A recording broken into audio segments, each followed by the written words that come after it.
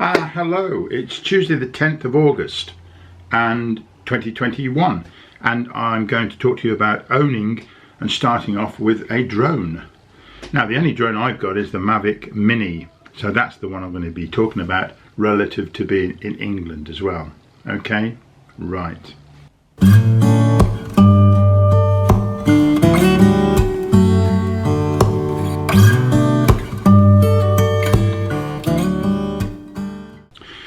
There are other people talking about startups with drones, and it'd be well worth looking at them because I've only got 10 months experience of doing this and I've picked up what I can from them. But anyway, here's my personal point of view. First of all, there are two Mavic Mini drones made by DJI, which is the big company that deals with them. The Mavic Mini was the first one they made, and they've since made the Mavic Mini 2, which is a little bit better. The camera's a bit better, and the range is a bit better, the distance apart away it can go. However, the Mavic Mini is absolutely fine, and you could probably pick up a second-hand one if you wanted to for, I don't know, maybe £200 to £300. If you go full whack, then the regular Mavic Mini combo, which means you get a box and extra batteries in it and all the rest, and I get that if I were you, it's good, would be £419 off Amazon in this country, in the UK. It was £459, but they often say that, don't they? But yeah, it's come down a bit, quite a bit in price. The Mavic Mini 2, which is probably great, yeah, is £535. It was £549, which isn't a lot more. So yeah, whichever one of those you're after, so be it. The other things you would definitely need once you've bought it is you need to register, particularly in this country, with the Civil Aviation Authority, and you have to have a operator ID and a flyer ID. Right, the operator ID lasts for only 12 months and it costs £9. The flyer ID, you have to take a test of 40 questions, and that's for 5 years, but that doesn't cost anything. Now, a test sounds a bit frightening, but it's not. It's just informative, to be honest. You have to do it online. There are 40 questions, and you read it all through, and you see what you can and can't do with the drone. But it tells you things like, for instance, what can you not fly over the top of? You can't fly over crowds of people. You can't fly over prisons. You can't fly over royal establishments, and so on. So there's certain things you now know you can't fly over. And once you read it through, you'll answer the questions really quite quickly. And there's limits to how high you can go and where you can fly around. So yeah, that's not a worry, don't worry about it. Then what you will really need is some insurance and cover if things go wrong. There's two things can go wrong. One, you could lose the drone completely or damage it, or both. In which case DJI do what they call care refresh, which costs about £35. And if you lose your drone or break it, not lose it, but break it and damage it, and you then send it back, they will send you a brand new one. Great. It means it leaves you free to think, well, if this goes wrong, I'm in trouble. You're going to lose 400 or 500 quid worth of stuff. Well, no. But you can only claim back another one twice in 1 year. And you have to have the original. So if you lose it up a tree and can't get it back, or you fly into the middle of a lake and it sinks, you're sunk as well. You won't get it back.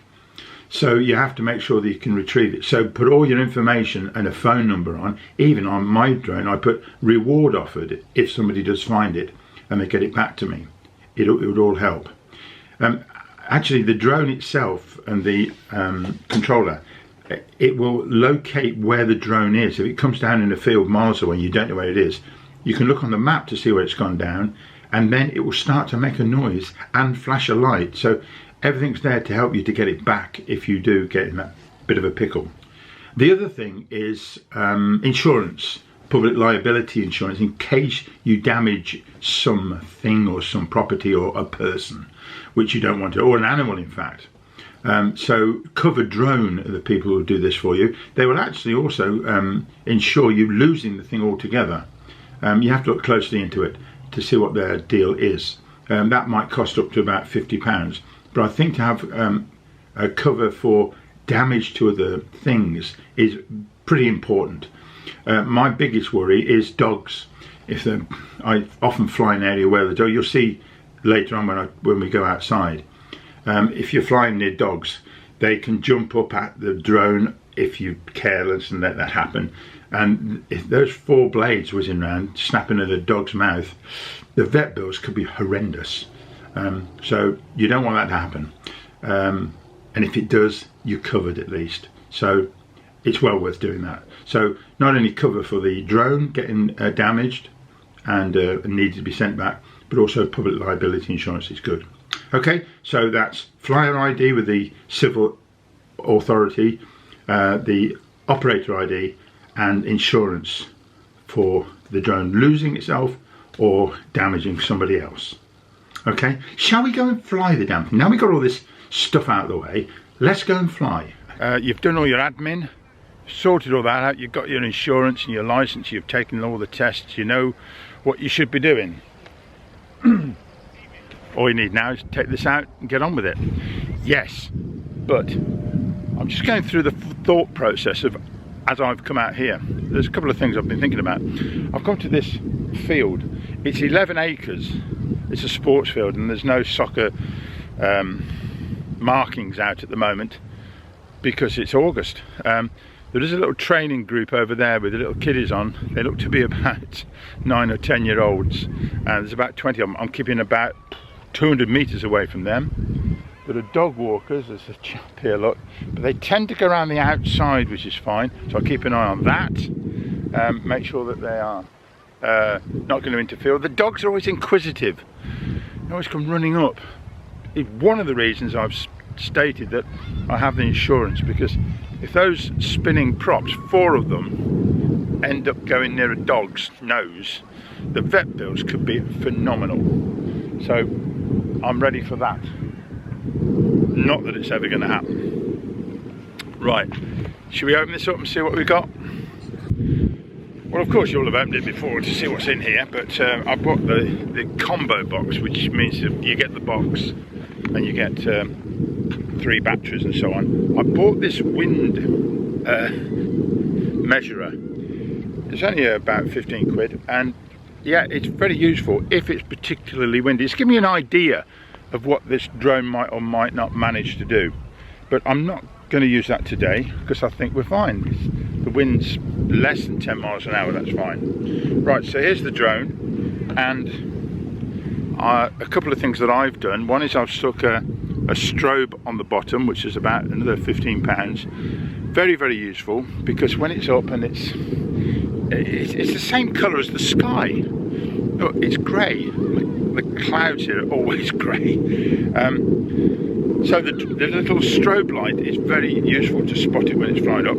I've also stuck on the back of my drone, you can see some paper.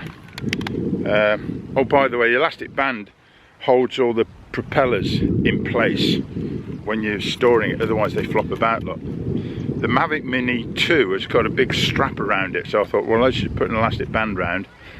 That works. Anyway, stuck on the top here my details, my phone number, and it says reward if found. So if I do lose it and somebody comes across it, which happened once to me, all is sorted, and it's got the little stick-on label to show who I am as well.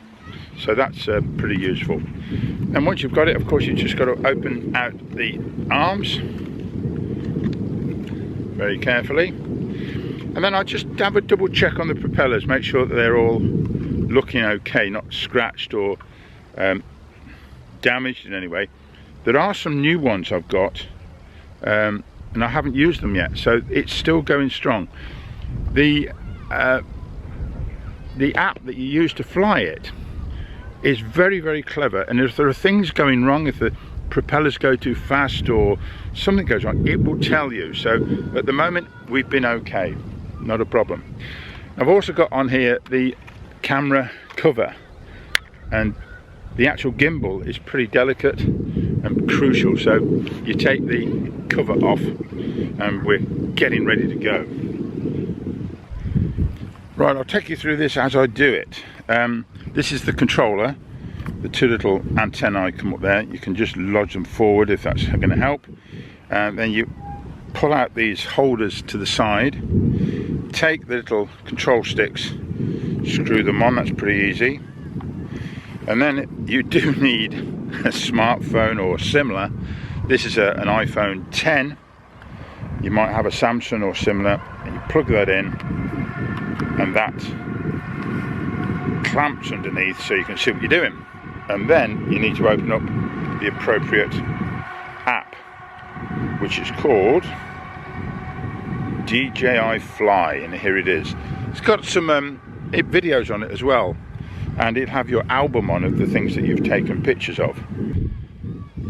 And straight away I can see that it's found out where I am on the phone, because it's got GPS sorted out, so it knows where I am. Just got to turn the controller now. Press it once and it just show the battery level, which is 3 out of 4, which is fine for now. And to turn it on, you press it once and then hold it, and it makes a nice noise and it comes to life. And now it's looking for the drone itself. So we do the same with the drone. I'm going to turn the strobe on first. So fiddle it up, and there it goes there. And then when it flashes, it is a remarkable. Oh, there it goes, lovely. Right, just cover that up. Again, press it once, you can see the battery status, which is 4, so it's fully charged, which is what I want for now. Press it once and twice and hold it, and it all starts to jig into place, and it makes that lovely noise. It means it's ready to go. The home point has been updated. Please check it on the map. Right, once it all gets itself lined up, it's now said the home point has been updated. I can touch this top right button here. It says got a moderately strong GPS signal. 9 GPS satellites are, no, 12 now, so it's starting to get connected up. If the compass on here isn't working properly, it will show you, and you've got to recalibrate it, which you occasionally have to do. There are 1 or 2 other things, won't go into them now, that could not go wrong, but need setting up. I'll just pause a moment. I won't show you the full flight screen on my phone, but there are 1 or 2 parts to that which really do need to be sorted out, and you need to understand what's there. But that would take another whole video, so leave that for another occasion.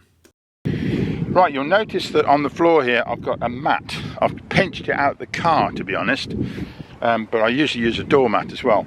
It's because when the props go round, even on the grass, the grass is quite short now, but if they do interfere with the propellers, they could get damaged. So nice to have a good takeoff point, and I think I can land back on there as well when I've finished. What I'm going to do now is simply take off, and what it will do is hover. First thing it'll do, it will come up and hover, and then I'll just leave it for a minute just to check everything is okay. I'm actually facing into wind as well, in order to, if I go into wind, it'll be easy to come back. I'm just keeping an eye open for birds. I don't get a lot of interference from them, but it can happen. So one thing is to keep an eye on the wildlife, and you cannot, by the way, go and look at wildlife. Say, oh look, there's a bird's nest up there or whatever, let me fly up and have a look. That is not on. So we just touch this and it says take off. Just press it and hold it for a second. It jumps into life and it takes off all on its own. I'm not doing anything, not touching anything. It's just sat there about 1.5 meters off the ground. The controls, right, so we've got the left hand one which is up and down, which funnily enough is opposite way round to what you would do on an aeroplane. On an aeroplane you pull the joystick back. You can alter it if you wanted to. I did think about it once but I didn't. Then you've also got the same one on the left. If you go left it'll turn left, and then you turn right it'll turn right. So that's the yaw. And one of the things you might forget to do is press record the video button. So I'm going to do that so you can just see a bit more what's going on. So if I do this and turn it right round, it'll turn and face me. Now you can see me. Look, there's up, down. I'd steer clear of those propellers, by the way. They can be very, very sharp. I think you'll cut your finger if you're not careful. Right, so that's the left-hand controller sorted. I hope by doing this and showing you with it hovering there, I'm quite confident it's got this automatic control. I'm doing nothing at the moment and it's quite safe. Right, the right hand button is joystick is forwards and backwards. Simple that. Forwards and backwards. I'm going to steer clear of these props with everything so close. This joystick, when it's left, it'll go left and it'll go right. So that's just a drift to left and right. You'll notice with a little bit of wind, it's hovering in the right place. It's staying where it is. It's stationary. Because it's got a GPS system on it and it even knows where it's taken off from. This is really clever. And I suppose I'm talking about the trust I have in the technology. I know if it goes up, off and away, it'll come back on its own, back to where it started from. Right, let me just, we'll go back and look at the view from the camera on the drone so you can see what's going on. Right, let's go, right, so let's just go up, straight up in the air, and suddenly everything's a lot quieter. Once it's up high, you can't really hear it. There's not a lot of interference with people. Right, I'm looking on the screen now as well. Part of the flying technique is you've got to keep it in sight. It's obviously above my head so I can clearly see where it is. But I should not allow it to go behind things so that I can't see it anymore. Sometimes that happens, it's true, but by and large you shouldn't let it be like that, or somebody should be watching it with you. Right, and the only other control I've not spoken about at the moment is this rolling one here, which is the camera, and watch the camera on the screen. That goes down and then that goes up, and that's as high as it will go. It will actually move above the horizontal as well if you want it to. So I'll just pull it down a little bit so you can clearly see what we're going to do. Okay, so I can go forwards and I can go backwards, and let me just get the camera right down. Let's have a look at something. Right, these trees, and we can go sideways to the right, sideways to the left,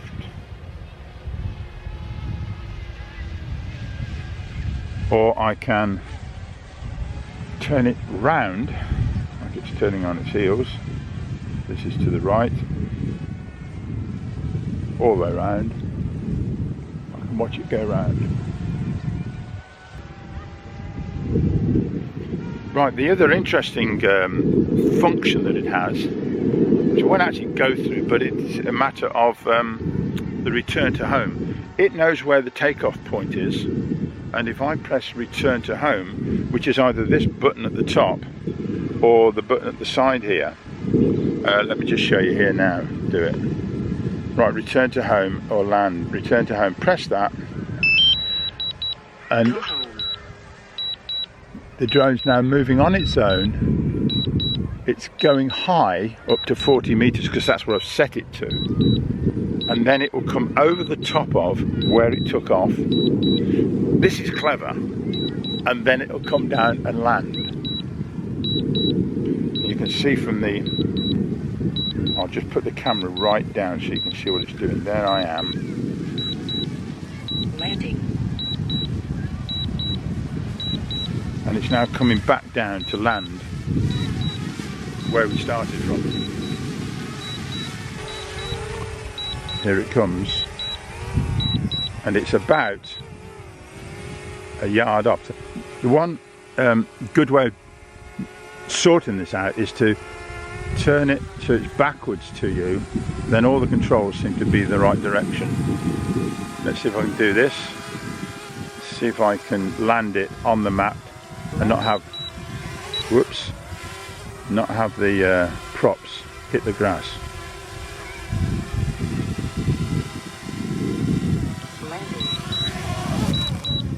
See, rubbish.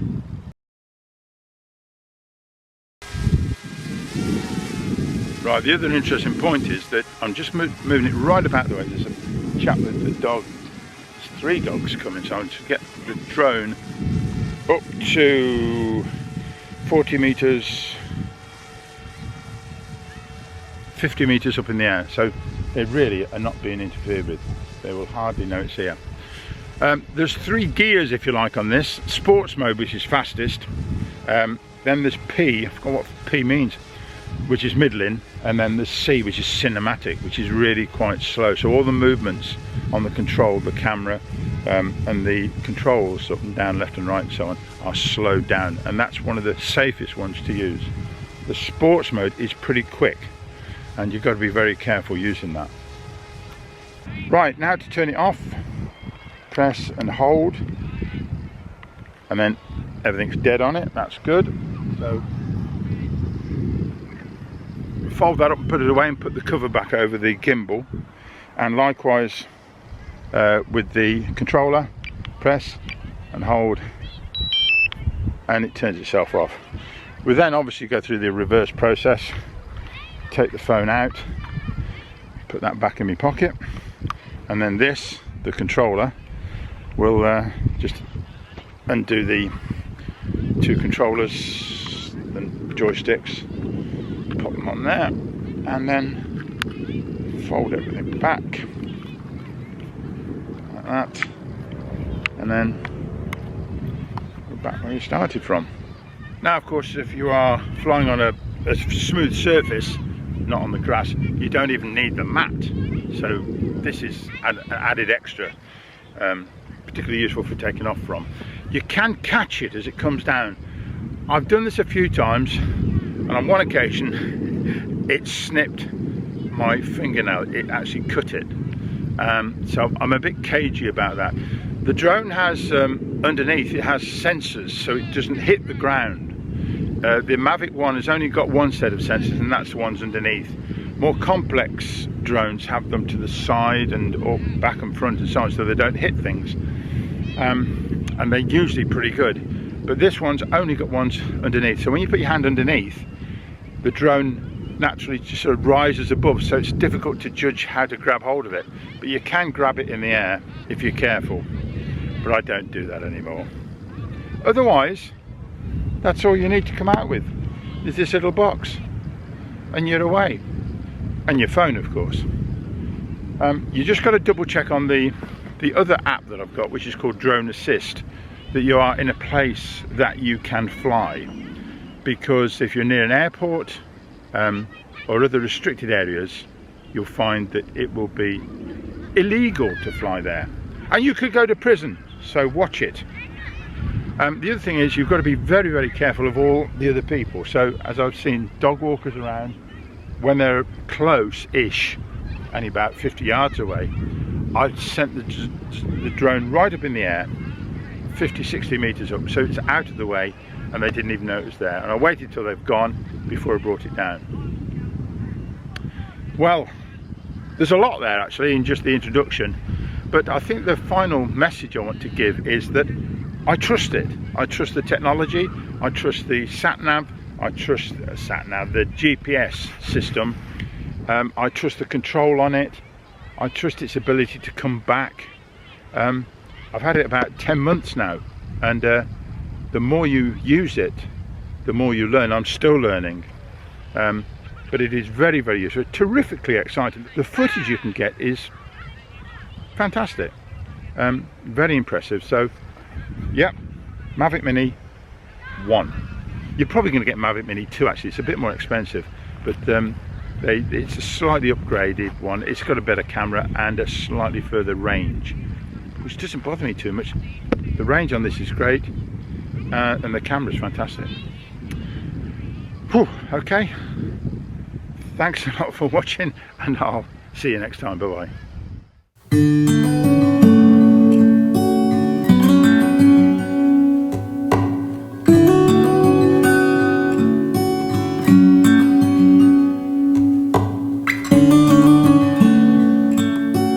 you.